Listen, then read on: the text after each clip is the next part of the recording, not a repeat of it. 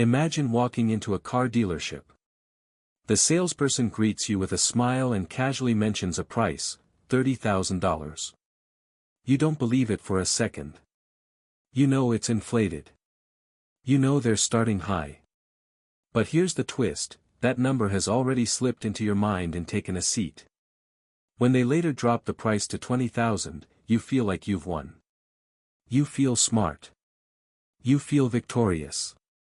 But in reality, the anchor did its job.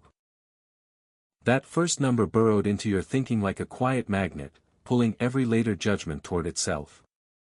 And it doesn't matter if the anchor was exaggerated, random, or completely absurd. The mind treats the first number as a psychological reference point, and everything afterward is judged in its shadow.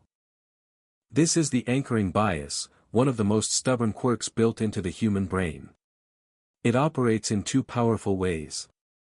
One side is deliberate, your slow, logical mind tries to adjust away from the anchor, but it gets tired, distracted, or simply gives up too soon. That's why even educated guesses drift too close to the starting point. It's not stupidity. It's the natural laziness of mental effort. The second side is automatic. Your fast, intuitive mind starts painting a world around the anchor without you even noticing. Give it a number, and it instantly searches for ideas that match it, creating a subtle sense that the anchor feels right. Even a random number from a spinning wheel can nudge your judgment. Even experts fall for it. Judges, real estate agents, financial professionals, no one escapes this pull. So why does anchoring matter? Because it shapes our decisions far more than we like to admit. It influences negotiations, salaries, investments, relationships, charity, and everyday choices. Whoever sets the first number sets the frame. Whoever sets the frame, sets the game. Anchoring is the invisible opening move in every negotiation you've ever had. It's the first story your mind hears, and your thinking keeps echoing inside it. And unless you know the trick is happening, you'll swear you weren't influenced at all. That confidence is the illusion. Understanding anchoring is like seeing the strings behind a puppet show. Once you notice the pull, you can step back, breathe, and judge with clearer eyes. You can recognize when someone is steering your mind before you even realize it's happening. Now that we've unmasked anchoring bias in theory, it's time to see how hilariously, and sometimes disturbingly, it hijacks real decisions in the wild. Let's explore some cases where random numbers and ridiculous anchors quietly rewired human judgment. It spins, clacks dramatically, slows to a stop, and lands on 65. Confetti? No. Instead, a researcher leans in and asks, so, what percentage of African countries are members of the United Nations? Suddenly, your brain, this marvelous engine of logic and reason, reaches out and grabs that random number 65 like a life preserver. Your answer will be mysteriously close to it. Meanwhile, someone else who spun a 10 gives a much lower estimate. Congratulations, you've just witnessed the anchoring effect in action. Research shows the anchoring index in this experiment landed at 44%, which is roughly the same impact as a strong espresso on a Monday morning. Psychologists Amos Tversky and Daniel Kahneman, the godfathers of cognitive biases, would smirk knowingly at this moment and say, "Told you so." Anchors don't need to be meaningful. In fact, they can be utterly ridiculous. Students once wrote down the last two digits of their social security number before bidding on wine. Those with high numbers eagerly paid nearly twice as much. Because nothing says refined palate like, "My SSN ends in 89. Ask people for the last four digits of their SSN, then ask them how many dentists are in Manhattan. The estimates magically rise with the anchor, as if the city was bursting with molar polishing professionals. German judges, professionals with an iron spine, were asked to roll loaded dice, landing only on 3 or 9, before sentencing a shoplifter. Judges who rolled 9 handed out 8 months, those who rolled 3 gave 5 months. That's a 50% difference, triggered by what was essentially a Vegas coin trick. Nietzsche would say, He who fights randomness should take care lest randomness also influence him. Probably. We tend to begin with a number we know, or a number we think we know, and adjust from there. Spoiler, we adjust insufficiently. It's like trying to escape quicksand using a pogo stick. Ask people when Lincoln was born, and they anchor around the Civil War era, 1860s, then clumsily backpedal.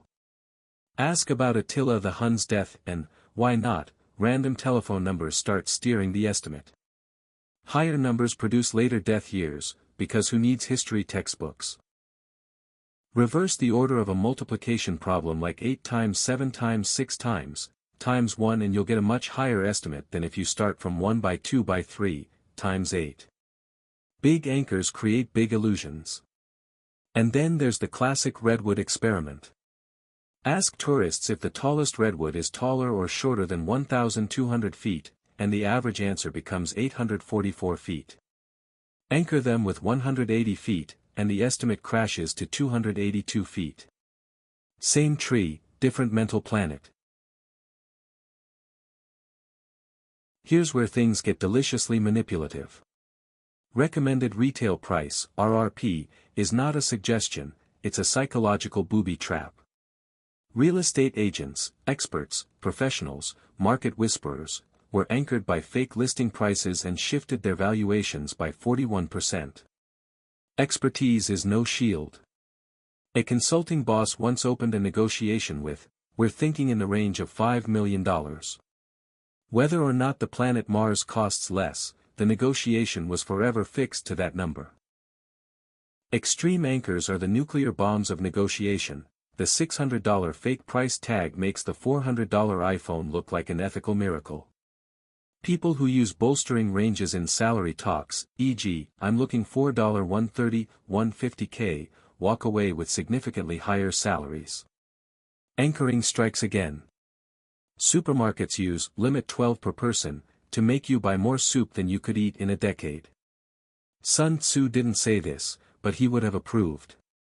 He who sets the first number controls the battlefield.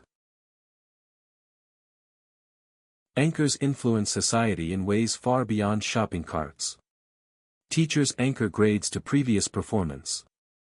People asked how much they'd pay to save seabirds from oil spills gave radically different answers depending on the anchor. $5 anchor $20 donation. $400 anchor $143 donation. Caps on lawsuit damages, like $1 million, drag awards upward, helping big offenders sleep soundly. Planning fallacy. When many steps need to succeed, we anchor on the probability of each step, overestimate success, and end up shocked when projects balloon into multi-year disasters. Hello, every government infrastructure project ever. Complex engineering risks get underestimated because each part has a tiny failure chance. Our anchors love the tiny numbers. The system as a whole, not so tiny. Anchoring bias is a reminder that the brain is less like a calculator and more like an improv actor.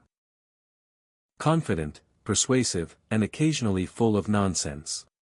The best defense is awareness. The best offense is using it wisely. So next time you negotiate, estimate, or evaluate, ask yourself, who spun the wheel first?